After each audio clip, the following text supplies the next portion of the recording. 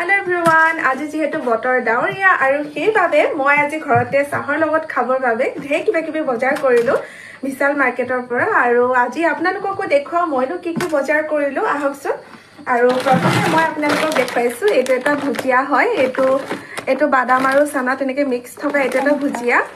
আৰু খাটা মিঠা হয় এইটো খাবলৈ খুব ভাল লাগে আৰু লগত এইটো হৈছে এইটো বাদামৰ পেকেট এইটো ডাঙৰে হয় এইটো 1 কেজি হয় এইটো আপোনালোকে ওচৰত দেখালে ধৰিব পাৰিব চাগে এইটো 1 কেজি হয়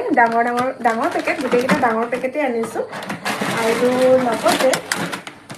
এইটো এটা আলু ভুজিয়া আনিছো এইটো এটা আলু ভুজিয়া আৰু লগতে এই দুটা মিঠাতেল এই দুটা ঘৰৰ বাবে আনিছো মিঠাতেল আৰু এইটো হৈছে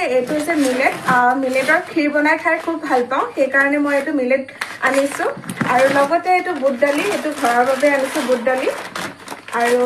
আজি মই বজাৰ কৰিলো তাকে আপোনালোককো দেখুৱালো আৰু এতিয়া মই আপোনালোকক দেখুৱাও বিশেষকৈ আলু ভুজিয়া খাই মই যেহেতু খুব ভাল পাওঁ আৰু এতিয়া মই আলু ভুজিয়াটো কাটিম